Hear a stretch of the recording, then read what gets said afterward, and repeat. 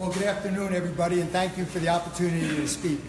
Over the last couple of months, if you've been following the KDH articles and coming to some of the forums, you must be aware that the Killeen Independent School District does have a number of issues that are facing it.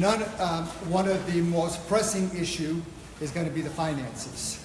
And there are no easy answers to solving the problems. And I'm not going to pretend to have the immediate answer.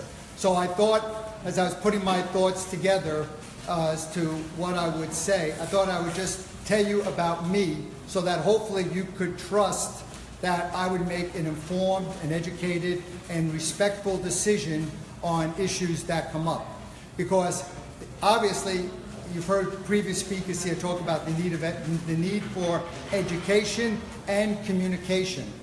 And I can tell you, as a practicing physician for the past 40 years, people have asked me, what is it, what is the most important thing to have if you want to be a physician? And I tell them it is the ability to communicate.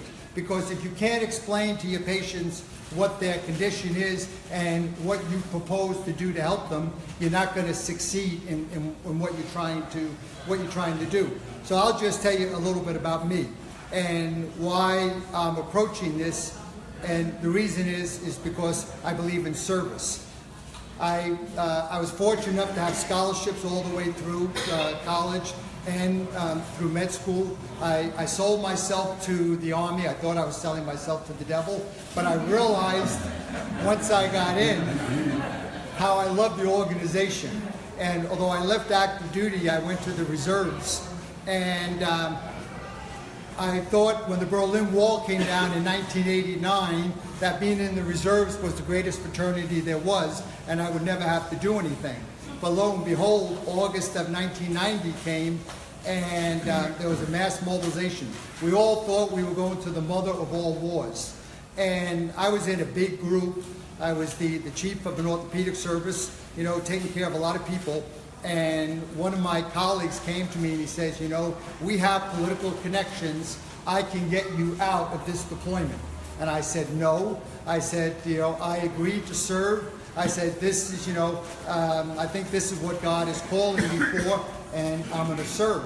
And that same day, I was cleaning out my medical records at St. Luke's Hospital where I was working in Houston, and this little old lady came up to me, and she said, Dr. Dreher, she said, you don't know me, but I have a son who's in the 82nd Airborne, and he just deployed to Saudi Arabia. And she said, if you meet him, please take care of him. And I've given many talks about my military experiences as an Army doc. And I always say, I do not know if I met that lady's son, but I did meet the son and daughter of many other American parents. And I always remembered that lady's request. And I always respectfully approached the task about which I was going to do.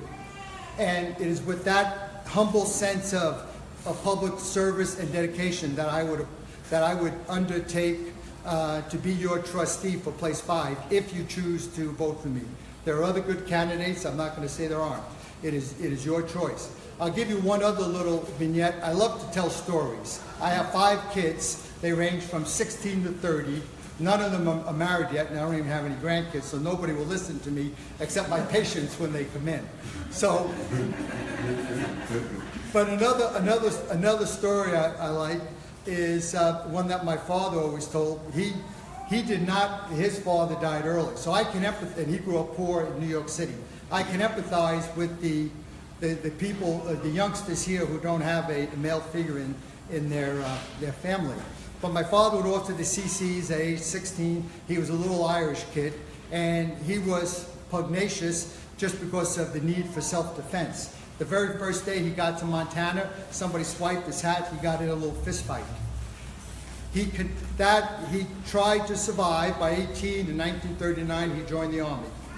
He always kind of defended the little guy. He was a little guy himself. He rose up. I remember he told me that one time a life-changing event was when he was in E6 and there was an E7 or E8 who was giving the younger fellas a hard time, and he stood up to him. They went around the back, had it out, but because my father won, the senior guy brought him up on charges, and he had to go before the captain, and he said, are you sorry for what you did? And my father said, heck no.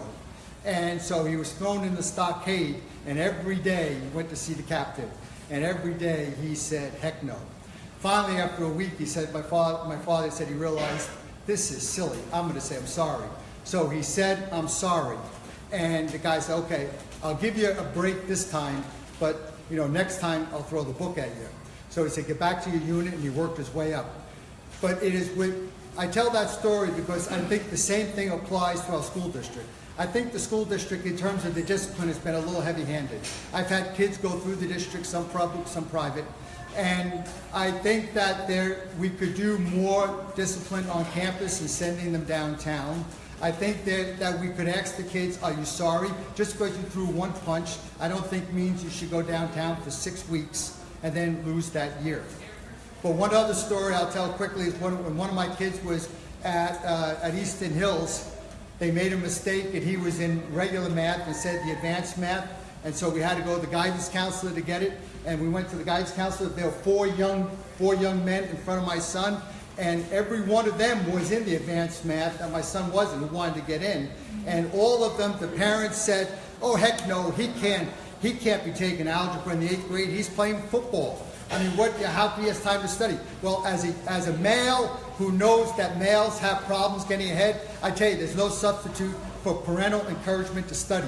And the kids have got to study. And although I encourage sports, I encourage academics. So anyway, that's me.